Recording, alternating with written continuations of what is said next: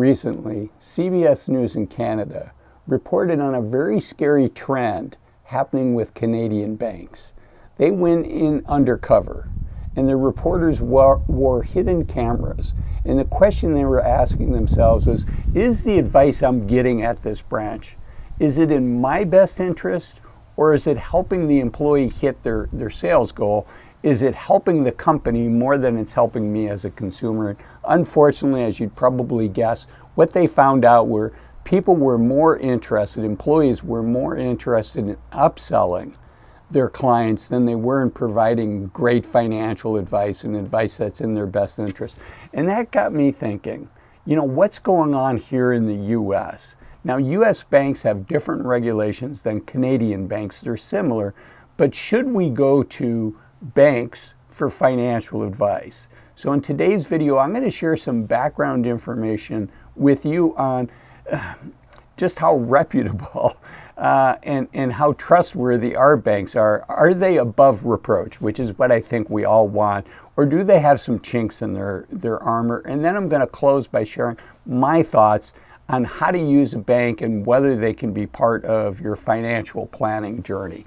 So let's jump in. The first thing is you can find this report, the hidden camera report that CBS in Canada did, and it's called Are Banks Upselling You? Hidden cameras reveal how banks are upselling you.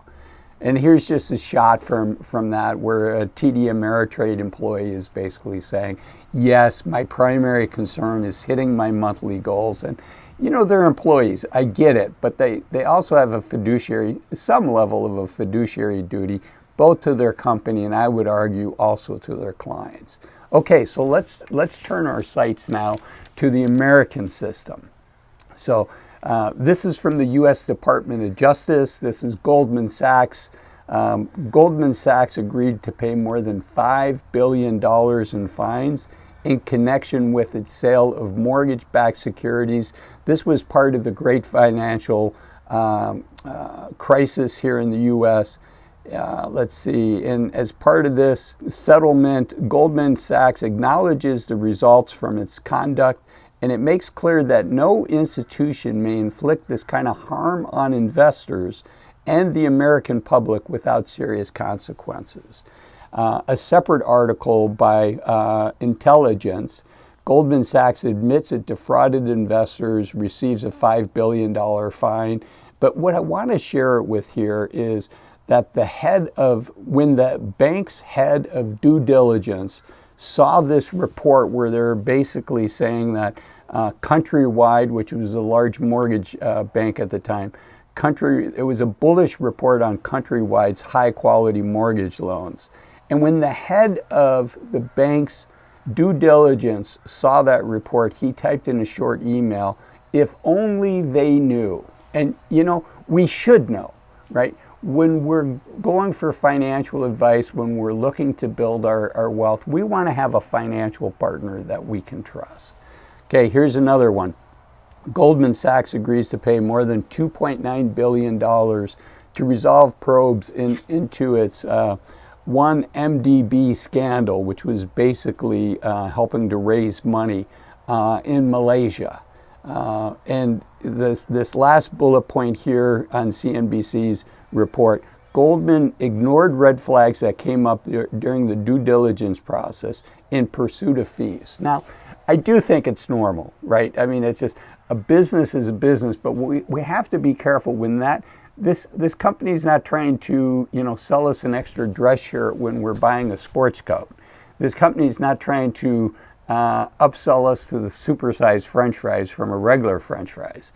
These companies are giving us advice and are selling us investment products. And so buyer beware, right? And so that's the spirit I'm sharing. And all the banks that I'm sharing here, I think they do a lot of really good work. But again, buyer beware, go in with your eyes open. Let's keep going. Wells Fargo has been in the news a lot over the last decade about some things that they were doing that was not in their clients' best interest. Here, again, by the U.S. Department of Justice, Wells Fargo agrees to pay a $3 billion fine to resolve criminal and civil investigations into sales practices involving the opening of millions of accounts without customer authorization. And this is kind of a theme. A lot of banks, the local branches, the employees there have monthly goals. They have to get so many clients to sign up for credit cards or open checking accounts or business accounts, whatever. So the employees are under pressure to get this done. And I think that pressure, unfortunately, results in a split between what's best for the bank and what's best for us as clients and customers. Okay, so with this $3 billion fine with Wells Fargo, later, this is in 2023, the Federal Reserve Board fined Wells Fargo $67.8 million for inadequate oversight of sanctions risk at its subsidy bank. And that is imposing a separate penalty for those violations. The total penalty announced was almost $100 million, 97.8. And this is for compliance risk at its subsidiary bank.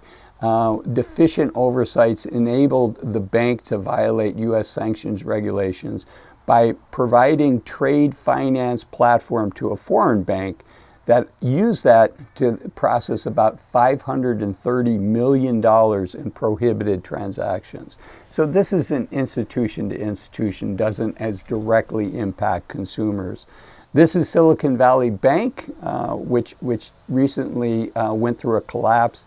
And the regulators are rebuffing claims by Silicon Valley Bank ex-CEO that he said that there were problems in the bank, the CEO, that they had fixed.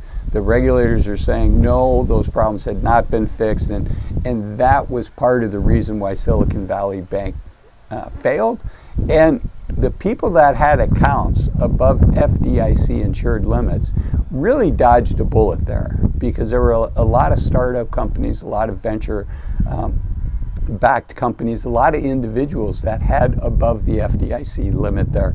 Fortunately, that was averted. Everybody that had their accounts, my information, has gotten repaid in full their account balances. Okay, this is Bank of America.